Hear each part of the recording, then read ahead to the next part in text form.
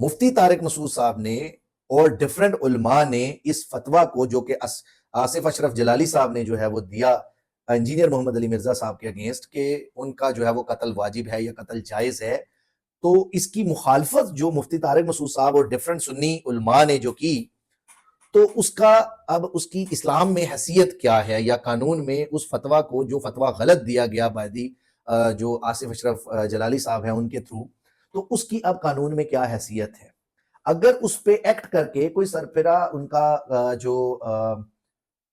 شاگرد ہو یا کوئی بھی جو شخص جس کو انہوں نے پرووک کیا اس غلط فتوے کے تھرو، اگر وہ کوئی ایسا ایکٹ کمٹ کرتا ہے یا کرنے کی کوشش کرتا ہے، تو ان کی بھی پنشمنٹ وہی ہوگی جس نے کسی شخص کو پرووک کیا، کانسپائر کیا، انڈیوس کیا کہ وہ جو ہے وہ جا کے وہاں پہ کرائم کمٹ کرے یا کسی کی جان لے، ڈسپائٹ دا فیکٹ دیٹ کہ باقی سارے سنی علماء نے اس ویڈیو کو دیکھ کے انالیسس دیا کہ یہ غلط فتویٰ ہے، اور یہ جو ہے اپنا انہوں نے آصف اشرف جلالی صاحب نے جو ہے وہ غلط بات کی،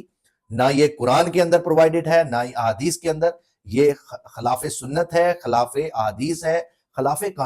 قرآن پاک ہے جو آصف اشرف جلالی صاحب نے دیا۔ تو میننگ دیئر بائی کہ آصف اشرف صاحب کو معافی مانگنی چاہیے ہماری مسلم امہ سے کہ انہوں نے جلد بازی میں اتنا بڑا قدم اٹھایا اور یہ جو ہے وہ انہوں نے فتویٰ جاری کر دیا کہ جناب ان کا قتل واجب ہے مرزا صاحب کا، ڈسپائٹ دا فیکٹ دیٹ کہ قانون موجود ہے، لا موجود ہے ہمارے پاس، اس میں فیکٹس اینڈ ایویڈنس پہ بات ہوگی۔ اب اگر انجینئر محمد علی مرزا کی جو بات ہے جو انہوں نے کی، کیا وہ انہوں نے پرسنل کیپیسٹی میں کوئی بات کی؟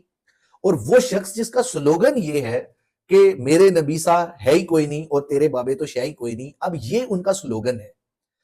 تو اگر کوئی شخص گستاخی کا مرتکب ہو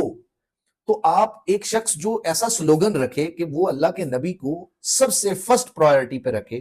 کہ اللہ کے بعد اللہ کے نبی جو ہیں وہ ان کی آنر، ان کی ریسپیکٹ اور ہر چیز کو جو ہے وہ ٹاپ پرائیورٹی پہ رکھے،